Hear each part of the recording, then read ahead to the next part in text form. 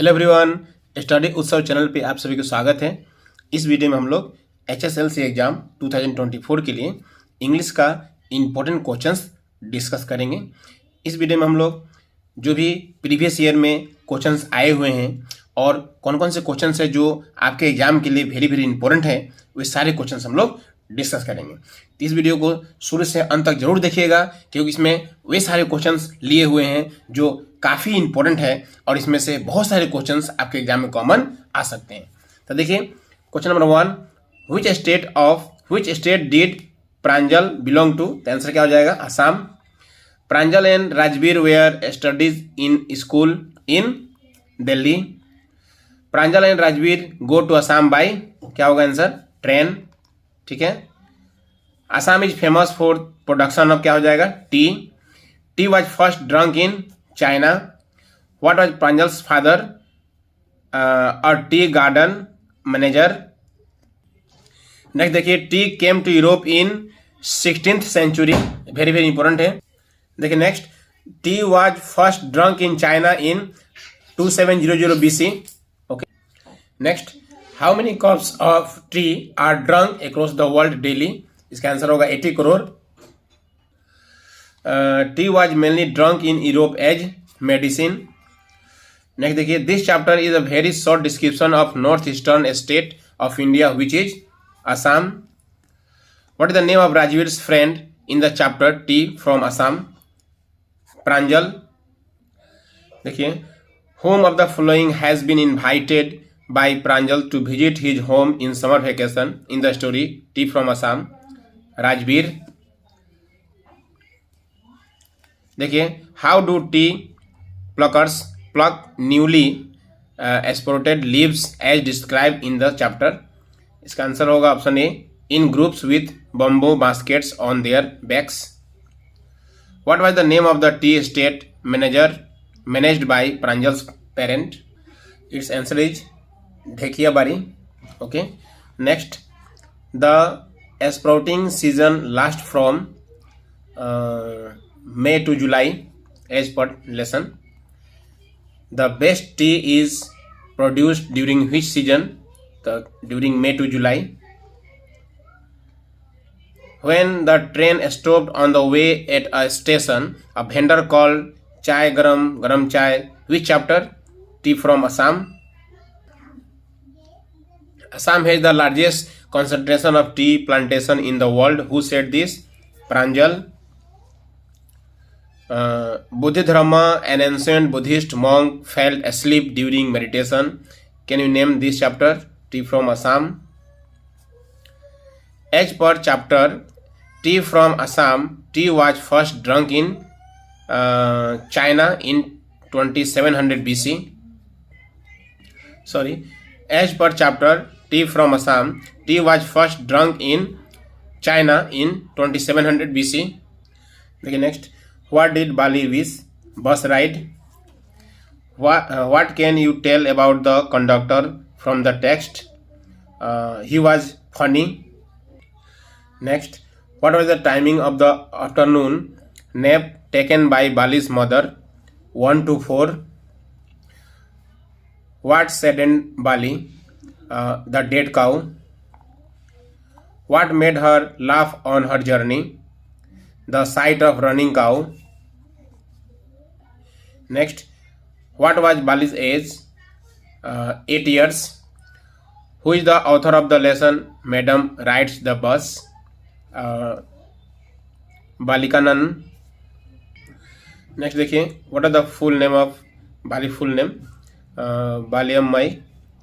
Next, who was a real chatterbox? Her aunt। What was the one way fare from the village to town? 30 paisa. What season was it when Bali took the bus ride? Spring. देखिए question important है 2 marks के लिए, ये 3 बार exam में आ चुका है। ठीक है, इसको एक बार पढ़ लीजिएगा, इसको भी देख लीजिएगा, एक बार पढ़ लीजिएगा। ठीक है, इंपॉर्टेंट क्वेश्चन है। और क्वेश्चन नंबर ये वाला भी 43 भी इंपॉर्टेंट है। अब देखिए, name the poet of the poem a tiger in the zoo, Leslie Norris. The poem draws a contrast between tiger in a zoo, tiger in a forest. Name the poetic device used in the line in his quiet rage. Oxymoron. देखिए next, the tiger is locked in A concrete cell. The tiger hears the voice of patrolling car. At what does the tiger look at night? Stars. How do eyes of the tiger look? Brilliant. Who passes near the water hole? The deer. How does the tiger feel in the cage? Sad mood. The poem A Tiger in the Zoo emphasizes importance of freedom. The deer frequents the water hole to drink water. What is the tiger smell? To show anger. अब देखिए question exam में आया हुआ है, underline word का meaning बताना है। Vivid, इसका हो जाएगा ग्लेरिंग। रेज, रेज का हो जाएगा आपका वायलेंट एंगर। अच्छा, उसके बाद देखिए यहाँ भी देखिए दिया हुआ है, ये आपका एग्जाम में आया हुआ क्वेश्चन है। And starts with his brilliant eyes, तो क्या होगा, यहाँ ब्रिलियंट का पूछा है तो क्या हो जाएगा, वेरी ब्राइट। ब्रिलियंट यहाँ में अंडरलाइन है, क्या होगा, वेरी ब्राइट। रेज, रेज का क्या होगा, वायलेंट एंगर। ठीक है। अच्छा देखिए क्वाइट, क्वाइट का हो जाएगा आपका साइलेंट। उसके बाद यहाँ दिया हुआ है at the jungle's edge, edge का हो जाएगा आपका बॉर्डर। अभी हमें बताना है, राइम शॉर्ट बताना है, तो ड्रैगन का क्या हो जाएगा, ड्रैगन का हो जाएगा वैगन, और रेज का हो जाएगा आपका केज। ठीक है, ड्रैगन का वैगन, रेज का केज। देखिए what is meant by quite rage, क्या होगा, वायलेंट एंगर। एग्जाम में आया हुआ क्वेश्चन है, इंपॉर्टेंट क्वेश्चन है, इसका क्वेश्चन इंपॉर्टेंट है, देख लीजिएगा। इंपॉर्टेंट है, ये भी इंपॉर्टेंट है, ये भी इंपॉर्टेंट है। इसमें से कोई भी 2 मार्क्स के लिए आ सकता है, ये भी इंपॉर्टेंट है। ये सब एग्जाम में जो आया हो क्वेश्चन उसको जरूर एक बार रिवीजन कर लीजिएगा। अब देखिए next, why should Amanda not eat chocolate, इसका आंसर होगा option C, it causes, ACNE। Next, what does the speaker ask Amanda not to do her nails, not to do bite of nails, option B. The speaker wants Amanda to learn good habits. Who is the speaker? Amanda's mother. Amanda's desire was to be a mermaid living in a sea dash, तो क्या होगा, green sea. According to the narrator, Amanda is a very careless girl. Amanda is asked to finish her homework. How should Amanda sit? Straight. Next, what is the meaning of languished, relaxed? Amanda is sole inhabitant of the Emerald Sea. इसको देख लीजिएगा आप लोग, इसको देख लीजिएगा, एक question important है। ठीक है, ये भी इंपॉर्टेंट है, एक बार पढ़ लीजिएगा answer. Who is not dissatisfied always, animals. Who is the poet of the poem animals, Walt Whitman.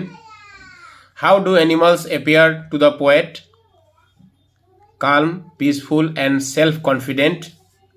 The poet feels that animals show relation to him. What does the poet wish to live with? Animals. Whatever happens in the earth, none of the animals is unhappy. What is the meaning of placid? Peaceful. Who according to the poet is better? Animals. What is the meaning of whine? Cry. अब देखिए exam में आया हुआ है, जो underline word है उसका meaning बताना है। whine, whine का क्या हो जाएगा, क्राई इन जॉय। और वंडर, वंडर का मीनिंग बताना है, फील वेरी सरप्राइज्ड। अब देखिए यहाँ भी choose the meaning, underline word. तो यहाँ देखिए पेलिसिड, पेलिसिड का क्या हो जाएगा, कॉल्म एंड पीसफुल। और उसके बाद में देखिए क्या है, डिमेंटेड, डिमेंटेड का क्या होगा, डिमेंटेड का होगा behaving crazily for being upset, behaving crazily for being upset. Choose the meaning, underline word. Pellucid देखिए सेम क्या होगा, पेलिसिड का मतलब क्या हो जाएगा हमें, इसका मीनिंग देख लीजिएगा, आई थिंक शायद ये होना चाहिए, देख लीजिएगा, ठीक है। और डिमेंटेड का डिस्प्लीज्ड। और देखिए क्वेश्चन आया हुआ है एग्जाम में, एक बार इसको पढ़ लीजिएगा, ठीक है। अब देखिए next, who is the poet of the poem the ball poem. इसका आंसर होगा John Berryman. Why are the boys eyes desperate, because he has lost his ball. Where was the boy staring down the harbor? What does a ball cost? A dime. What is the boy playing with? Ball. What was the reaction of the boy at the loss of his ball? Sad. Where does the ball go? Into the water. A dime is equal to 10 cents.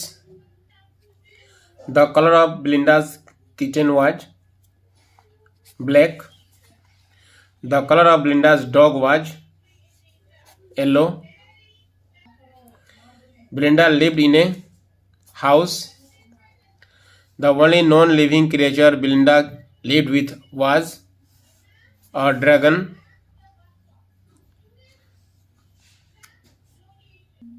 Sorry, non living creature है तो क्या होगा, wagon, dragon नहीं होगा, non living होगा wagon. The only wild creature Belinda lived with was dragon. The dragon is a pet animal. The name of Belinda's dog was mustard. Belinda's dragon was cowardly. यहाँ देखिए sharp का meaning बताना, sharp क्या हो जाएगा, intelligent. The teeth of the dragon were big and sharp. The mouth of the dragon was like fireplace. The word rage means anger. One of the legs of the pirate was made of wood. The number of bullets the pirate fired was 2. अब देखिए exam में आया हुआ है, यहाँ rhyme word लिखना है, rhymes. तो रेज, रेज का क्या हो जाएगा, केज। हाउस, हाउस का क्या हो जाएगा, माउस, ठीक है। ब्राइट, ब्राइट का हो जाएगा राइट, साउंड का हो जाएगा अराउंड, ठीक है। वागन, वागन का होगा ड्रैगन। इंक, इंक का होगा ब्लिंक। देखिए सब क्वेश्चन एग्जाम आया हुआ है, पढ़ लीजिएगा एक बार, ठीक है। क्वेश्चन नंबर 14 नंबर इम्पोर्टेंट है, और ये भी इम्पोर्टेंट है, ये भी इम्पोर्टेंट है। ये सब पढ़ लीजिएगा, एग्जाम में दे सकता है, ठीक है। देखिए ये क्वेश्चन भी इम्पोर्टेंट है, ठीक है। तो यहाँ तक समाप्त हुआ। देखिए मैं इंग्लिश का टीचर नहीं हूँ, इसीलिए कोई अगर आंसर मिस्टेक हो तो प्लीज़ सॉरी फॉर डैट। आप लोग रिक्वेस्ट किए थे, इसलिए मैं, मेरे पास जो नॉलेज है उसके अनुसार मैंने आपको हेल्प किया। तो कोई आंसर मिस्टेक हो तो उसका राइट आंसर आप कमेंट कर दीजिएगा, ठीक है। मैं मेनली मैथ्स एंड साइंस का ही क्लासेस कराता हूँ, तो मैथ्स और साइंस का इम्पोर्टेंट क्वेश्चंस का वीडियो मैंने अपलोड किया हुआ है, आप प्ले लिस्ट से आप देख लीजिएगा आप लोग एग्ज़ाम के लिए, ठीक है। तो बस इस वीडियो में इतना ही। सभी को आपके एग्ज़ाम के लिए बेस्ट ऑफ लक। फिर मिलते हैं नेक्स्ट वीडियो में। Thank you.